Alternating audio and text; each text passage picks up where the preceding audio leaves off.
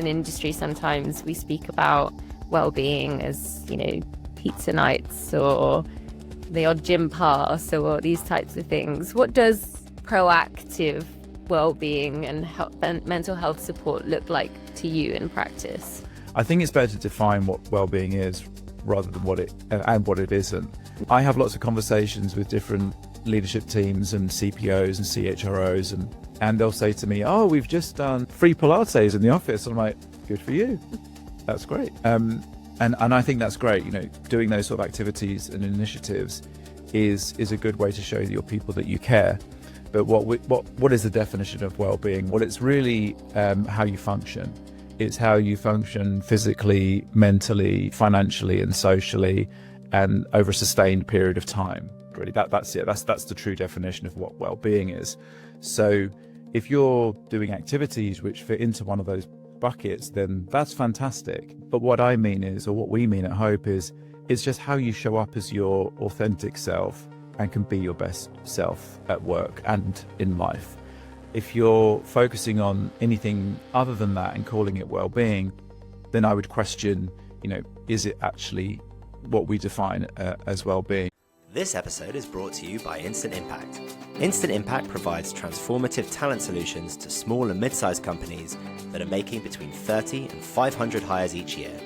If your recruitment's giving you a headache and you don't know where to start, then give the team at Instant Impact a call or visit www.instant-impact.com for more information.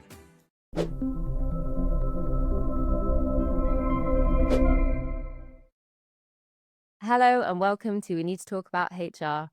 I'm your host, Louise Fraser, and today I am delighted to welcome onto the show Sam Gibson-Massey.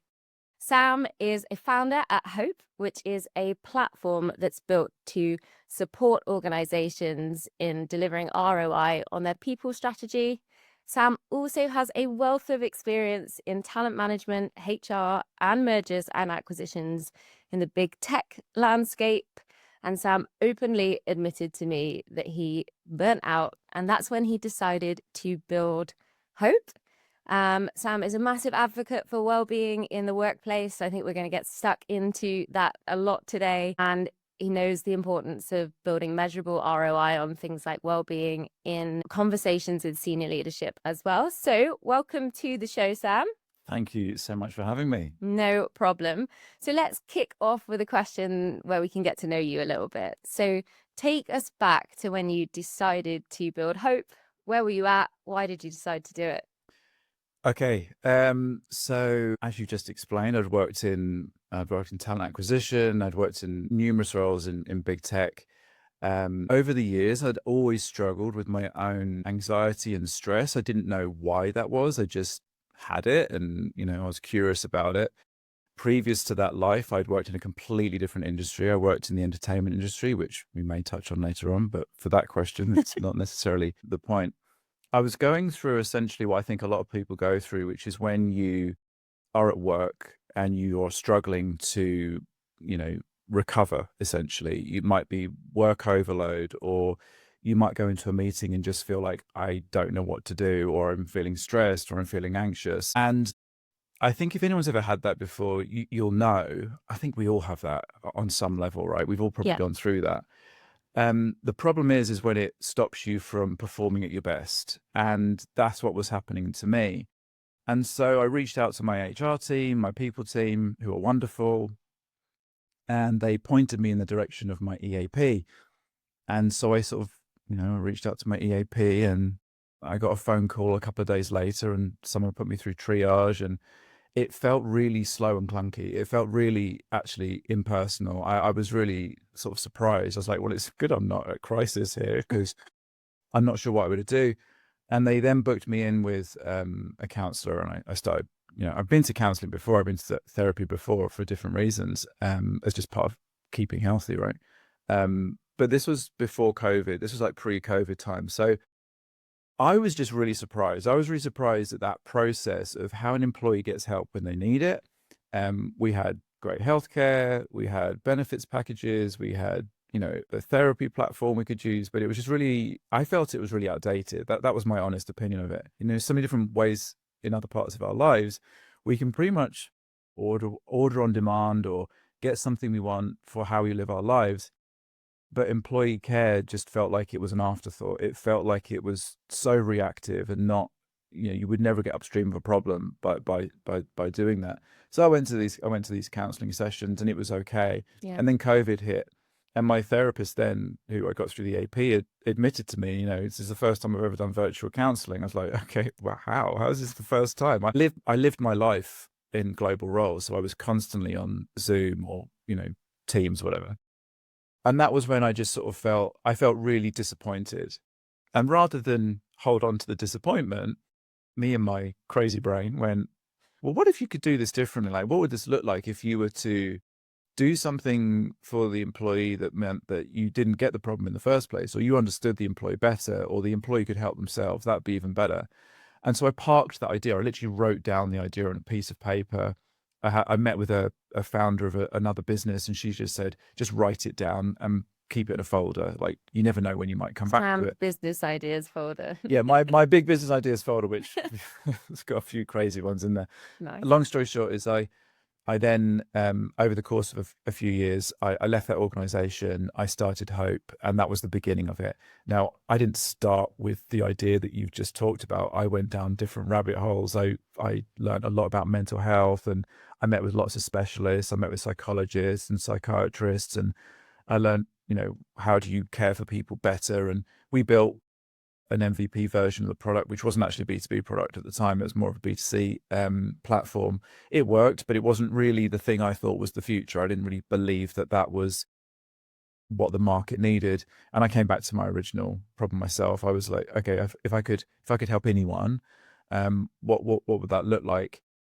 And I'm not a mental health professional, like, full disclosure, right? But I've been through some stuff and I've struggled, and I know what it feels like to struggle at work. And I think everyone is dealing with lots of different things. And what you see on the surface with someone isn't really necessarily what's going on the inside. And I'm not just talking about mental health. I'm talking about, how do you perform well as a leader? How do you show up for your friends and your family? How do you be a better parent? How can you go through different moments in your life without losing what's essentially being a top performer? And I think we're all probably striving for a bit of that. And so Hope isn't necessarily always about, the platform, the tool, the tech. It's more of about, this is how I think of it, is how do we help people? How do you show up as the best version of yourself? We've got lots of different things we can talk around that. But that's what it means to me. And that's why I'm doing it. Amazing. I love that journey. Firstly, thank you for being vulnerable twice, actually, not only in sharing your mental health journey, but also I think sometimes it's so easy to skip past the hard parts of founding a business and all the rabbit holes that you've gone down that haven't worked out. And I love that you just opened up with that at the very start. While you were talking, I was thinking of my own day job as a CPO and thinking about how so many mental health benefits are reactive in the workplace, and actually how there is, I think, a bit of a natural conflict for HR leaders in that mental health is quite a taboo subject to start unpicking proactively. It's like, are we going to dive into that pool? Do we want to? Yeah. And so you and I talked about how, as an industry, sometimes we speak about well-being as, pizza nights or the odd gym pass or these types of things. What does proactive well-being and mental health support look like to you in practice? Yeah, good question. And you're absolutely right. Like, who wants to unpick someone else's mental health issue when you may be not trained in that? I'm sure there's lots of people who have mental health first aiders. That's not what I'm talking about. I'm talking about, the sort of the gray areas of life, those moments in life when you're not quite sure. I think it's better to define what well-being is rather than what it isn't. Yeah. I have lots of conversations with different leadership teams and CPOs and CHROs and great people. And they'll say to me, oh, we've just done free pilates in the office. I'm like, good for you. That's great. And I think that's great, doing those sort of activities and initiatives is a good way to show your people that you care. But what is the definition of well-being? Well, it's really how you function. It's how you function physically, mentally, financially, and socially, and over a sustained period of time. Really, that's it. That's the true definition of what well-being is. So if you're doing activities which fit into one of those buckets, then that's fantastic. But what I mean is, or what we mean at Hope is, it's just how you show up as your authentic self and can be your best self at work and in life. If you're focusing on anything other than that and calling it well-being, then I would question, is it actually what we define as well-being? And then when you look at companies' well-being strategies as well, I think what's been quite interesting more recently is you've got this huge post-COVID, or COVID actually exacerbated the mental health crisis that was probably hidden before. And because we went into lockdown and because we went into this completely different way of working, which if you weren't used to it, was a big shock to the system. If you're trying to work and live and parent and do whatever you need to do in life, more or less 18 hours a day, that's really tough. And what happened was mental health became a very big subject during COVID. And so because of that, startups then got funded, and all of these tools came out, and I support them. I think they're fantastic. We were one of them, right? In the beginning, that's what we were. But what I'm trying to do and what we're trying to do at Hope is, how do you make well-being a conversation point that the CFO actually cares about? And that's never really been talked about before in a board meeting. And that's what we're doing. So we want to work with those companies and those leadership teams, and we want to start really by having that conversation. And you can't have that conversation unless you make the CFO care. So that for me is really what we should be doing for employees. And when I say an employee, I mean the CEO as well. I mean, how do you model good behavior at work that means that we can recover, rest, perform at our best selves at whichever stage you are at in life? You don't have to be going through crisis to use something that is helpful. I would actually argue that the point of our platform is to get ahead of problems before they start. So get upstream of something, understand yourself better, understand your team better, and understand the whole organization better, and thrive. That's what it's all about. That makes sense. I think I would be interested to hear a little bit more about proving the ROI on these types of things, because historically it's so much easier for me to prove ROI on other areas of like people practices and well-being, and anything that relates to well-being tends to be quite difficult to actually formulate measurable impact that you can share with the C-suite. So what people data does the CFO actually care about? How have you seen this done really well? Yeah, well, really good question. And one that's not always easy to answer. And the reason why it's not easy to answer, I think traditionally, the platforms that you might be using are probably delivering you activity data or engagement data or usage data, right? So that's great. That's good. You go, okay, well, it says here that 80% of our people are using our mental health app. That's a good thing, right? Like, I don't know, is it? You tell me. And what we talk about is the 3 R's. So we have to make our tool tie back to something the CFO will actually want to open up and, export that PDF of that report that we've just given them. Headline cost savings. Headline cost savings, making well-being tie back to 3 R's, so retention, revenue, and risk. So how can you prove that, right? So this is where the fun stuff happens. And there's ways to do this. Unfortunately, I've got a great team who've been able to figure this one out. I'm not the techie, but I've got some amazing people. So if you look at data across, say, engagement, attrition, payroll, absenteeism, and then look at revenue, and then you layer in on top of that, what we do is we layer on top of a well-being assessment called the Hope Index, and you pull that into one holistic view, you get a much truer return on your investment. You actually can start to see where the people problems are arising. So you can't just do this as a one and done activity. It really has to be a company-wide strategy for improvement. And when we say improvement, I'm talking about revenue improvement. I'm talking about, lowering attrition. So if you can lower attrition by say 2%, across an annual cycle, and you've done that because you've measured it, and you're tying it back to what the employee cares about, their sense of purpose, their sense of environment, and culture and health, and what we measure essentially in our tool. Well, that isn't just a cost saving. You're actually putting money back on the table. The cost of losing an employee is very expensive. It can cost up to twice their salary to replace them. Well, if you're lowering attrition and you're measuring why you're lowering attrition, well, then you can have a conversation that the CFO is caring about. So it all starts with data. You can't do this from just like throwing in activities and expecting outcomes and then just trying to look at some data that doesn't tie to that. So our tool does that. It looks holistically across things that you might already be using. So we integrate with existing tools, and then we layer on top of that our own clinical assessment. And that assessment isn't done, daily. You don't have to do that all the time. You would do it once or twice a year. But the other thing that's happening underneath that, which is, I think, the differentiator, the thing that matters most, is daily micro actions and daily check-ins with the employees. So that employee data is anonymized and aggregated, right? So you're never going to see an individual's response to the Hope Index or to their daily check-in. But the daily check-in is tailored to them. So it'll ask you questions based on what your previous input of your daily check-in has been, or your sense of purpose might drop, for example, for whatever reason. And so our tool will then check in with you and say, okay, Lou, let's talk about that. How can we help you?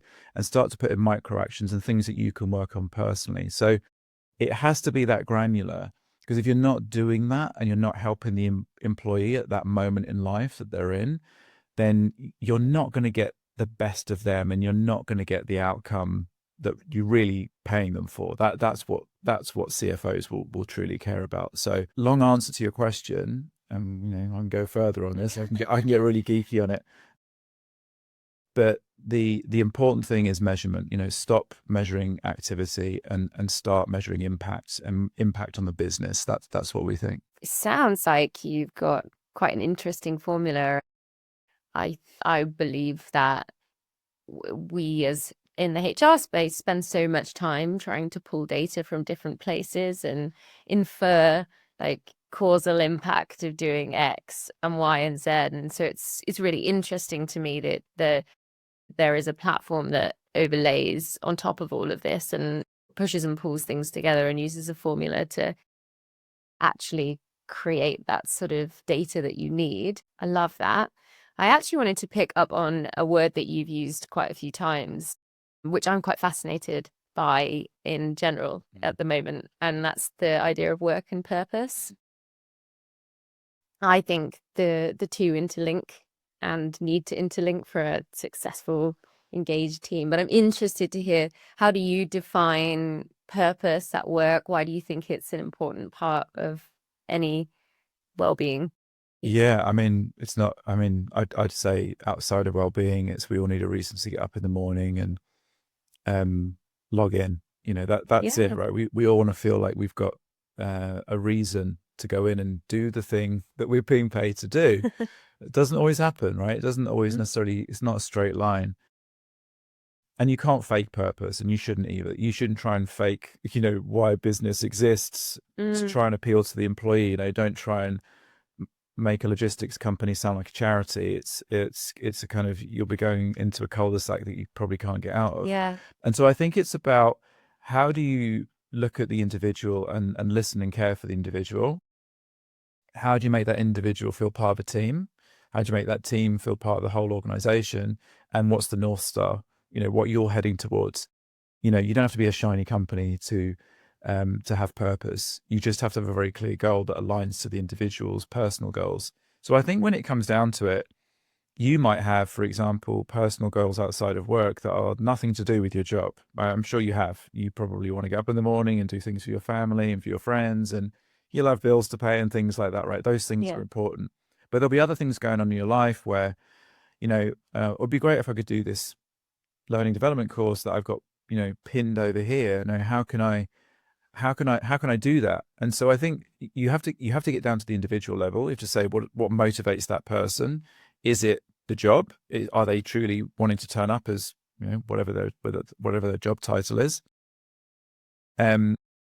What's going on in their life that is important to them? So you might be a mother going through perimenopause, or you might be a new dad, or you might have some sport interest outside of work. Well, we can all contribute to that as an organization to help that person do those things and find purpose. Or that might be around financial security, right? So get down and speak to the employee, understand the employee better. And on the team level, I think what's really interesting is when you look at the data is that managers seem to suffer the most, because they were kind of in this, I think I think of it as like the sandwich generation of work, right? Yes. I'm in the actual sandwich generation outside of work. I've got, parents who are elderly, and I've got kids who are young. But at work, you're kind of looking up to the C-suite sometimes, and you're looking at them going, I've got to do all this stuff for them. It feels like it's all for the board, or it's all for the executive team, or it's all for that giant goal that, so-and-so has asked me to do. Like, oh, how do I do that? And then I've got this graduate who's just come in, and I've got to make them do the thing that big boss wants me to do. So how do I do that? So how do you care for teams, and how do you care for managers? I think that's really critical. So help manage people. How do you do that? You can do that in lots of different ways, right? You can do sort of nice daily micro actions, and you can listen more to managers as well. You can sort of listen to their problems, help them out at whatever stage they're on in their career. And then on an organizational level, again, you don't have to be a shiny business to have purpose. All businesses have moments of greatness and doing good, and you have to amplify that. And by doing that, the individual then feels heard and listened to, that, the thing that I want to do in life is being achieved through this company that's doing these cool things as well, even if it is a non-shiny company. So purpose, I completely agree. Purpose and work go hand in hand. And finding purpose at work is sometimes challenging, because you're on a project that sometimes you might not necessarily be passionate about, or you're part of a team that you don't always feel aligned with. And I think that's a responsibility, first and foremost, of leadership teams, to really role model what great purpose and what great drive for the business looks like, and listening to their employees really closely, taking interest in everyone. It's difficult. It's not easy, especially if you're a large organization, but that's why we exist. We help leadership teams navigate that sort of muddy path. And thankfully now with the advent of really awesome technology, you can do that on an individual level as well. So you can make the employee feel listened and heard, and you can give them things that they can do that feel personal to them as well. I love that. You so often you see organizations that are so heavily reliant on team members just aligning to their vision or their values, and assuming that because often, the founders are so far on that journey, and it's, they're so in what the long-term vision is and how important it is to them, that they can fail to see that might not be important to everybody else in the organization. And I think that a lot of people operations and the success of people operations come down to having really great leadership capability and being able to develop leaders in the right way to be able to have those conversations. If you were to, rock up into a business tomorrow and I suppose be giving a workshop, this is not your job description, I know, be giving a workshop to, that management layer on how to engage with their team members on their own purpose, what's a piece of advice you'd give? What sort of questions should they be asking their team members if they don't have the tech available? Yeah, I think it comes down to the right questions to ask. Is not like, how are you doing? Because an open-ended question, which you could give so many answers to that question. How are you feeling today? It's more about, how's things at work for you? Can you give me a challenge that you're going through at the moment? Pinpoint it. Be specific, but look for problems. You should be going looking for problems. You shouldn't be trying to, don't try and sugarcoat anything. Don't try and be a high empath if you're not a high empath. I love that. Don't attempt it, because I think it comes across as disingenuous. I think what you should be doing is going into your teams and saying to them, can you give me one problem that I could help you solve this week? And that person will probably tell you. And I think I think great leadership is about, you can talk about culture and purpose all day long, but really good culture is what happens on a bad day. I think that's what really good company culture is. What happens when there's a problem? Who do you look to, and how is that problem solved? And great leaders, because I'm sure you've worked with them, and I have too, is when crisis hits, you're not afraid. They're not afraid, and so then you're not afraid, and so you go, oh, they've got my back. They really care about me, and caring organizations statistically perform better anyway. They're more profitable. They've got lower attrition. They're more innovative. And I would say, if I was going into a leadership team tomorrow, I would start by saying, where are the problems? Where are the skeletons? Go there. Go to the pain. Because if you're not doing that, then it's not going away. You're never going to fix those problems. I'll give you an example of that. Yeah, I love an example. I'll call it Company X because it's a real company. But Company X, and I will try and find them. Company X. Actually, it's not difficult to find these companies because they probably exist everywhere. Company X has an innovation team, and they're a big innovation team. But their problem in their last engagement survey is that their last engagement survey reported really low engagement in the innovation team. And what came up in Company X is low trust and low autonomy. So what does that mean? Well, the innovation team that's meant to innovate and produce cool tech can't do that. And that's a massive problem. That's a massive problem for that business, when that business is operating in innovative tech. And so when you speak to a chief people officer at those businesses, what you want to hear is, it's okay because the leadership team knows about it and they want to do something about it, and we're not afraid to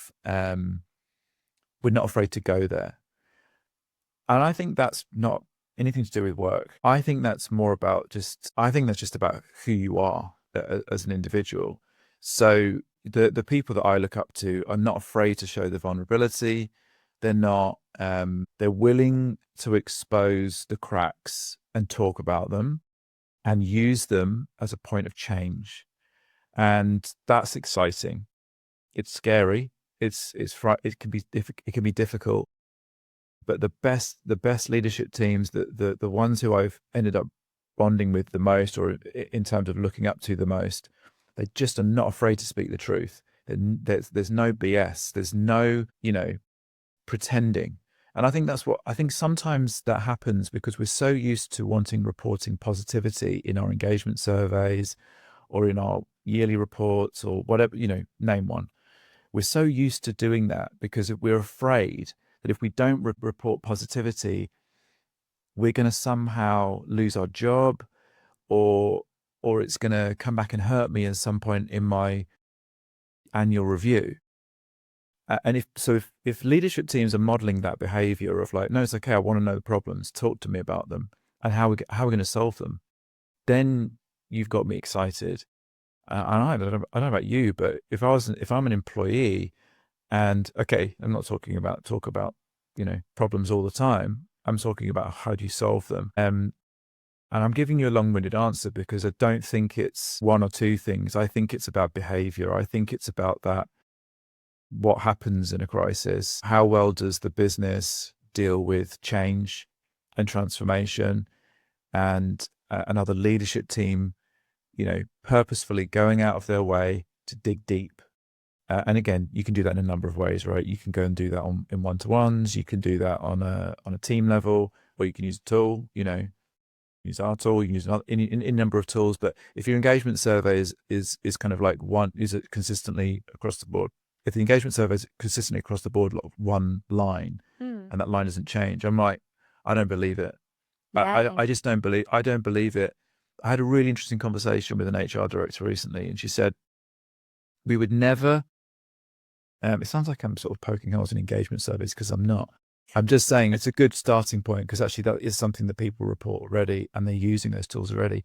But she said, this isn't a big construction company, and she said we would purposefully not send out the engagement survey when we knew we were going through some kind of transformation project. So they purposely didn't report it in those periods. Because like, it would dip. Yeah, right? it would dip, Yeah. right? Because it's going to show a dip in performance, or it's going to show a dip in engagement, or it's going to highlight a problem. I'm like, okay, well, then you're just pretending. I don't get it. Fine, if that's what your board members want, that's fine. But I don't think that's the company of the future. I don't think that's what, your employee of now, who's coming into the workforce, is interested in joining. I don't think that's exciting or interesting, and I just don't think those companies will kind of survive long term because of it. Yeah, people want to see vulnerability. I fully align to that, and I think a lot of what you're speaking about, being open with mistakes, talking about learnings and reflections, having leaders show vulnerability, it builds that psychological safety, right? Which Absolutely enables all these other things that we've been talking about today. So that makes a lot of sense. You touched on it earlier. We are now living in a world of a multi-generational workforce. I'm sure you see lots of different data points and lots of different organizations. Do you think the different generations are looking for different things from work? Yeah, I do. I think if you worked, so I'm a millennial. I'm an old millennial. I'm just a millennial. Just in there. I'm hanging in. Oh, I'm hanging in there. So I've worked, in corporate world for like 15, 20 years. I've worked in the professional world for longer. And so I've worked with, boomers. I worked with Gen Xers and worked with millennials. And then, now we've got Gen Z and Gen A coming in. And so this has got this multi-dimensional, workforce. I think there are different priorities. And I think the challenge is that boomers grew up in a time when this stuff wasn't really talked about. Yeah. And that's not their fault. They're babies of the war. That's where the boomer thing came from, right? So they were probably told to get on with it. Like, just come back from the war. Like, we've got to carry on. Like, who cares about your feelings? Come on, we've just won a war. Who cares? I'm being facetious. I'm not. I'm not being this. I don't mean this in a sort of a funny way. I mean it. This is why we're different. I know that my parents are boomers, and then you've got Gen Xers who are slightly different to that, right? And then when you look at generations coming into the workforce now, their priorities are just completely different. Wellbeing and health is central. That there's a central pillar of their life, and that's what the data tells us, that if we are not focused on those things as well, they're probably going to be losing interest. And so, I had a really good story recently where someone told me that a young person, that's what they call them, a young person, came in to do an interview, or they were scheduled to do an interview on a day, and they said, "Oh, I can't do that time because that's when I do yoga."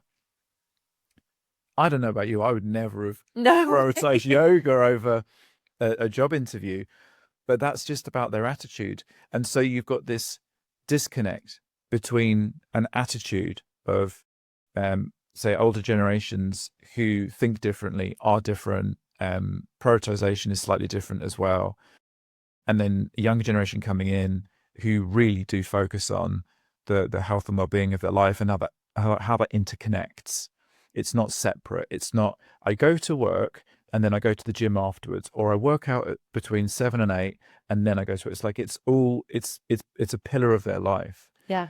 And because of that, the struggle, I think, is that if you've got a leadership team that doesn't understand that, or is not modeling the behavior that a new employee coming into the workforce or coming into work for the first time, if they're not modeling the behavior that new younger employee wants to see, they're going to feel very separate. They're going to feel very different from each other.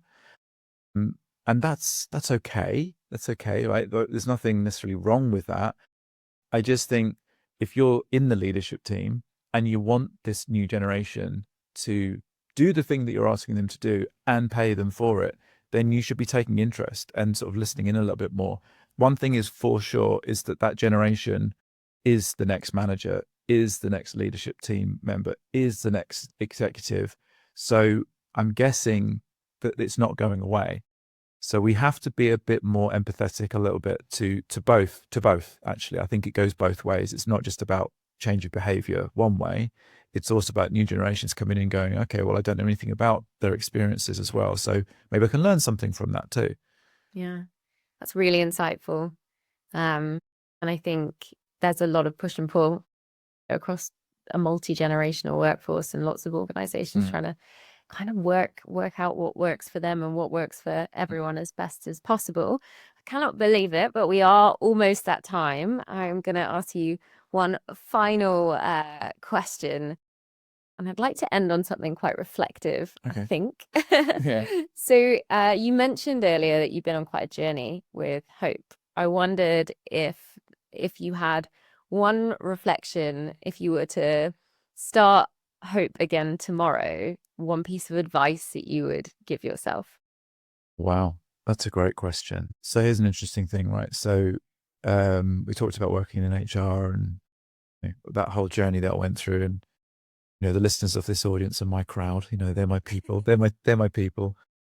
I read a really interesting statistic recently, which was that so last year, HiBob did a health track report, and it reported that 63% of HR professionals feel like they're the company's crisis helpline, meaning they're the last person to be cared for, and they're the last person to actually care for themselves. There's actually, psychologists call it chronic empathic load.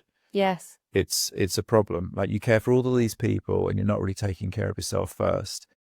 And I'm coming back to your question, don't worry, I'm coming around to it. The point I'm making is that by caring for yourself first, put the mask on yourself first, then the person next to you. I believe, because I didn't do that for a long time, and even as a founder, I didn't do that. I learned some really harsh lessons about burnout and stress being a founder. I learned it in the professional world, and then when you're on your own and you're a founder, and there's literally no safety net. Yeah. I'm lucky I've got a great family, a wonderful wife who supports me, wonderful friends. But ultimately, I was not looking after myself. I'm not saying I was drinking or was out late or anything like that. I'm talking about like recovery. Yeah. I'm talking about being curious about why I'm not feeling my best this week or today, like what's going on with me right now. Can you write it down? Can you say it out loud? Can you talk to someone about it, or can you just reflect on it? Are you building a healthy mental attitude to why you're showing up every day? My advice is to start there. It always starts with the individual, always starts with self. So if you're curious about yourself and why things are not working out for you right now, then, ask yourself some big questions, write them down, talk to someone. I really do deeply care about people, because ultimately hope's born out of my own struggle, right? It's born out of lived in experiences. And like I said, this audience, wonderful audience of yours, think are the last ones to sometimes be looked after. I really feel it. I genuinely feel it. I feel really emotionally driven by that. I feel really connected to people helping people. And that's ultimately what happens in the world of HR. I think it's, how do you put the mask on and then take care of the next person? You have to start with yourself. So that's my advice is, look after yourself and take care of yourself. What an important note to end on. And I fully agree. I think you take on so much emotional baggage and burden when you work in a role that is within the people space and helping other people. So I think that's great advice that you have obviously taken on board yourself and to share with everybody else. And that's actually a wrap in terms of this podcast. But thank you so much for coming on the show, Sam. You've shared some amazing stories, and I'm sure that our listeners will have loved every minute. Thank you so much.